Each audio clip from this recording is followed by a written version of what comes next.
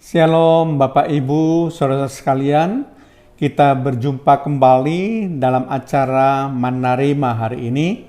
Mari kita tetap bersemangat untuk belajar firman Tuhan, karena kita perlu firman Tuhan. Di dunia ini yang menjadi standar kebenaran yang mutlak itu hanyalah firman Tuhan. Kita harus hidup berpedoman pada firman Tuhan.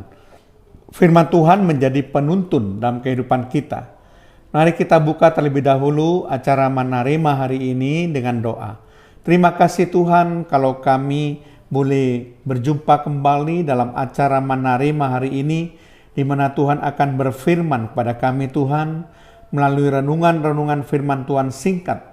Kiranya Roh Kudus memberikan kepada kami hikmat akal budi, kebijaksanaan untuk kami boleh mengerti akan kebenaran firman Tuhan, sehingga hidup kami boleh sesuai dengan firman Tuhan, tidak menyimpang ke kanan dan tidak menyimpang ke kiri, sehingga hidup kami boleh diberkati oleh Tuhan.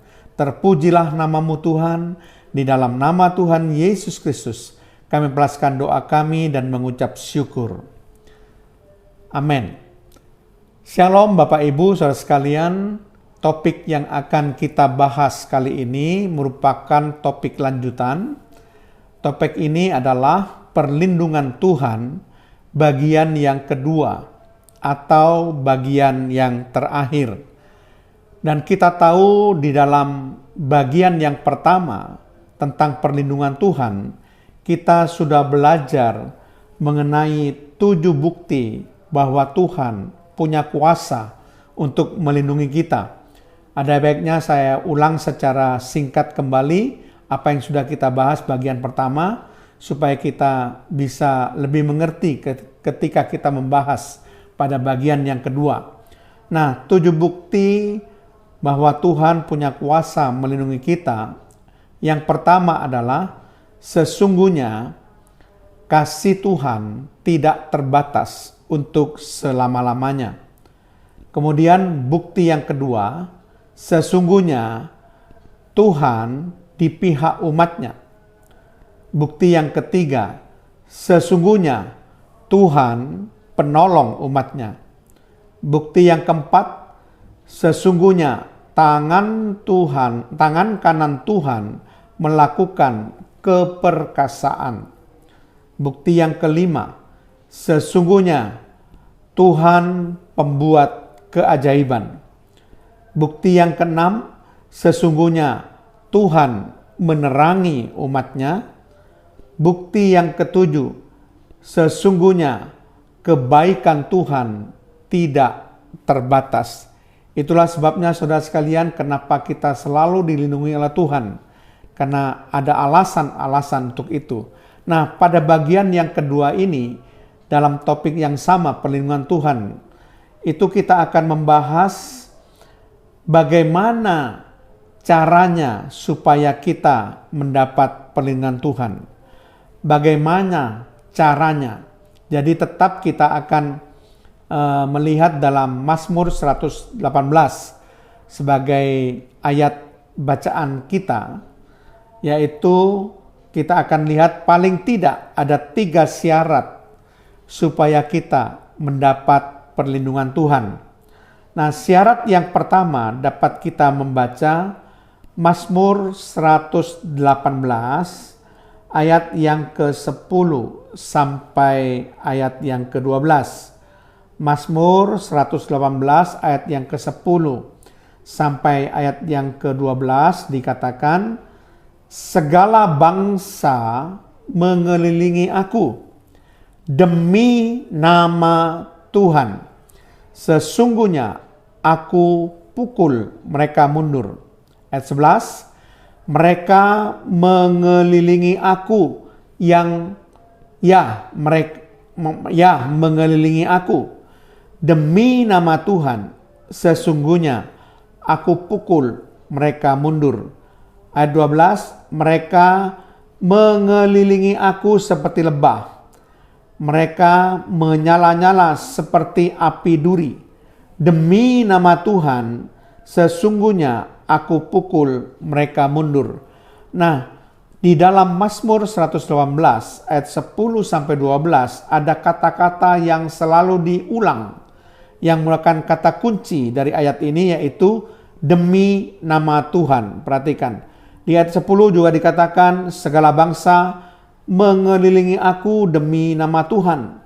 Ayat 11 diulang lagi, mereka mengelilingi aku, ya mengelilingi aku demi nama Tuhan.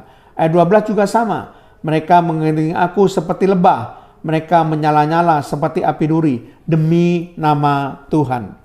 Nah, Bapak Ibu saudara sekalian, supaya kita bisa mendapatkan perlindungan daripada Tuhan, syarat yang pertama adalah selalu bertindak demi nama Tuhan. Sekali lagi, selalu bertindak demi nama Tuhan. Bahkan di dalam Mazmur 118, dalam ayat yang ke-26, itu dikatakan dengan sangat jelas, diberkatilah dia yang datang dalam nama Tuhan.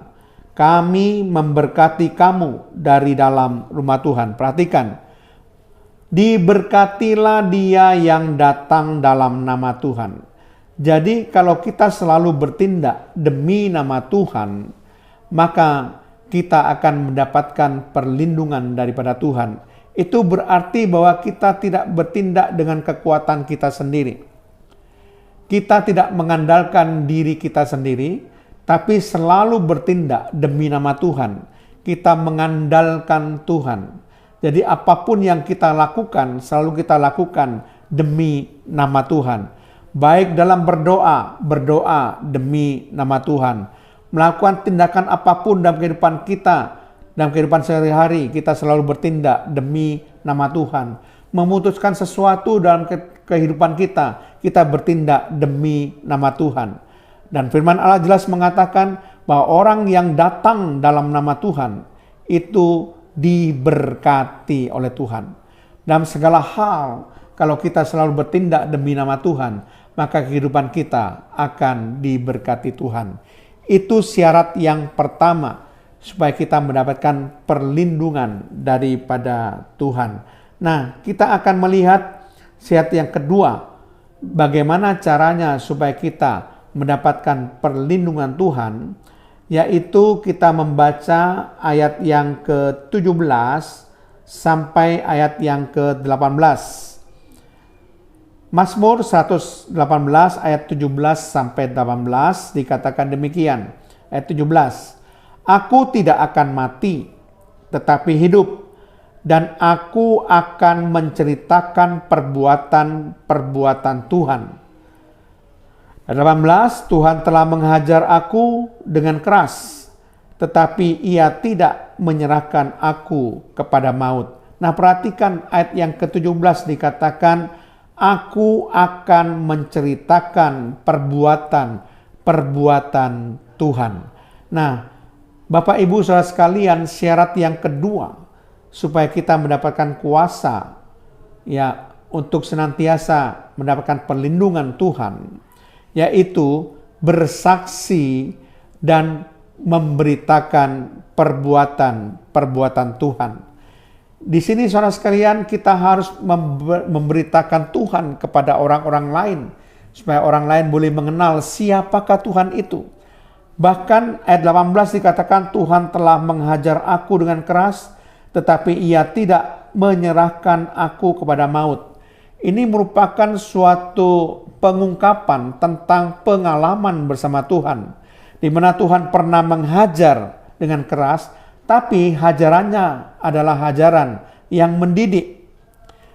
Karena Tuhan tetap menjaga supaya tidak menyerahkan kita kepada maut dalam cara dia menghajar kita ketika kita berbuat salah.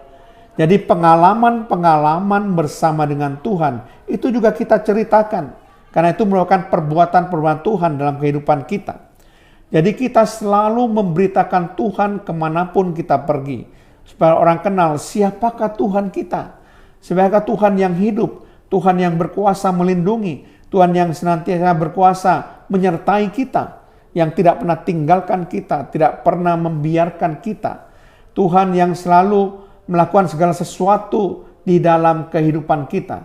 Jadi kita ceritakan pengalaman-pengalaman hidup kita bersama dengan Tuhan kepada orang lain.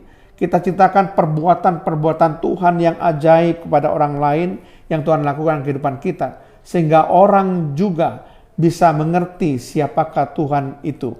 Bahwa Tuhan itu memang adalah Tuhan yang dapat diandalkan. Jadi kita harus bersaksi dan memberitakan Tuhan di dalam hidup kita. Kita tahu bahwa Injil itu pada dasarnya adalah memberitakan Tuhan Yesus Kristus. Injil tanpa memberitakan Tuhan Yesus Kristus itu bukan Injil. Jadi ketika para rasul itu memberitakan Injil, yang dia ceritakan adalah tentang Tuhan Yesus Kristus. Bagaimana Tuhan Yesus Kristus telah mati. Kemudian Tuhan Yesus Kristus dikuburkan. Kemudian Tuhan Yesus Kristus bangkit dari kematian. Tuhan Yesus Kristus berjumpa dengan para murid-murid untuk meneguhkan bahwa dia sudah bangkit. Dia adalah Allah yang hidup, Allah yang mengalahkan maut. Dan kemudian Tuhan Yesus Kristus kembali ke surga. Dan Tuhan Yesus Kristus akan datang kembali ke dunia untuk kedua kali. Jadi selalu memberitakan tentang Tuhan Yesus Kristus. Itulah Injil. Inti Injil itu adalah selalu menceritakan perbuatan-perbuatan Tuhan Yesus Kristus yang begitu ajaib dalam kehidupan kita. Itu syarat yang kedua supaya Tuhan melindungi kita atau kita mendapatkan perlindungan Tuhan. Nah, kita akan melihat syarat yang ketiga, bagaimana caranya supaya Tuhan melindungi kita. Kita baca Mazmur 118 ayat yang ke-19 sampai ayat yang ke-20. Bukakanlah aku pintu gerbang kebenaran, aku hendak masuk ke dalamnya. Hendak mengucap syukur kepada Tuhan. Ayat 20. Inilah pintu gerbang Tuhan. Orang-orang benar akan masuk ke dalamnya. Menarik sekali dalam ayat ini, ayat 19 dikatakan, bukakanlah aku pintu gerbang kebenaran, aku hendak masuk ke dalamnya. Jadi kata pintu gerbang kebenaran itu supaya dibukakan pada kita masuk ke dalamnya, artinya kita hidup di dalam kebenaran. Kita melakukan selalu tentang kebenaran. Makanya saudara sekalian, kita bukan cuma di luar, tapi melakukan kebenaran itu merupakan suatu gaya hidup karena kita masuk dalam pintu gerbang kebenaran. Jadi jangan sampai saudara, di dalam kehidupan kita tidak melakukan kebenaran. Karena ini merupakan suatu perintah Tuhan bahwa orang-orang benar akan masuk ke dalam pintu gerbang kebenaran. Selalu melakukan kebenaran Tuhan. Itu intinya di situ. Jadi syarat yang ketiga supaya mendapatkan perlindungan Tuhan adalah selalu melakukan kebenaran Tuhan. Dan ini biarkan menjadi gaya hidup kita. Yaitu melakukan kebenaran Tuhan menjadi suatu gaya hidup kita. Karena kita masuk di dalamnya, bukan berdiri di luarnya. Tapi kita masuk di dalamnya. Jadi kebenaran Tuhan, melakukan kebenaran Tuhan itu akan menjadi suatu gaya hidup kita.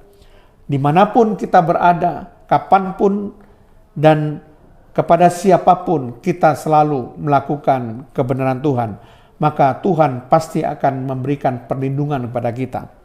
Nah, di dalam bagian yang kedua ini kita membicarakan 3 syarat bagaimana caranya kita mendapatkan perlindungan Tuhan. Jadi supaya saudara sekalian kita mendapatkan hal yang komplit dalam perlindungan Tuhan. Bagian yang kedua yang kita bahas itu kali ini adalah 3 syarat supaya kita mendapatkan perlindungan dari Tuhan. Nah, kita sudah bahas tadi, kita review. Syarat yang pertama, selalu bertindak demi nama Tuhan. Dalam setiap apapun tindakan kita, baik berdoa, melakukan pekerjaan, memutuskan segala sesuatu, selalu bertindak demi nama Tuhan. Kemudian hal yang kedua yang harus kita lakukan adalah kita bersaksi dan menceritakan perbuatan-perbuatan Tuhan, pengalaman-pengalaman hidup bersama dengan Tuhan. Kita menceritakan tentang Tuhan Yesus Kristus dalam hidup kita. supaya orang bisa tahu siapakah Tuhan Yesus Kristus itu. Bahwa Tuhan Yesus Kristus berkuasa untuk menyelamatkan. Hanya Tuhan Yesus Kristus merupakan jalan untuk masuk ke dalam surga. Karena Tuhan Yesus Kristus katakan, "Akulah jalan, kebenaran, dan hidup. Tidak ada seorang pun yang sampai kepada Bapa kecuali melalui aku." Tidak ada nama lain di mana manusia diselamatkan kecuali nama Tuhan Yesus Kristus. Maka itu harus diberitakan, saudara. Bagaimana perbuatan Tuhan, pengalaman hidup bersama dengan Tuhan, bagaimana Tuhan menyelamatkan saudara. Ceritakanlah tentang Tuhan Yesus Kristus. Supaya mereka mengenal juru selamat yang bisa memberikan keselamatan dan bisa memberikan perlindungan di dalam hidup kita. Dan hal yang ketiga, syarat yang ketiga supaya kita mendapatkan perlindungan Tuhan adalah kita melakukan kebenaran Tuhan dalam hidup kita. Jadi selalu melakukan kebenaran Tuhan dalam hidup kita. Menjadi suatu gaya hidup, karena orang-orang benar itu masuk ke dalam pintu gerbang kebenaran. Bukan berada di luarnya, tapi masuk, terjun langsung ke dalam. Jadi merupakan suatu gaya hidup yang selalu kita lakukan setiap hari, yaitu melakukan kebenaran Tuhan. Amin. Mari kita berdoa. Terima kasih Tuhan, kalau kami sudah menyampaikan kebenaran firman-Mu melalui renungan firman Tuhan singkat dalam acara menerima hari ini. Supaya kami mengerti Tuhan, bagaimana syarat kami mendapatkan perlindungan Tuhan. Supaya pembahasan perlindungan Tuhan bagian yang kedua ini dapat memberi manfaat kepada semua pendengar, Bapak Ibu Saudara sekalian yang ingin melakukan firman Tuhan. Terpujilah nama-Mu Tuhan, di dalam nama Tuhan Yesus Kristus. Haleluya. Amin.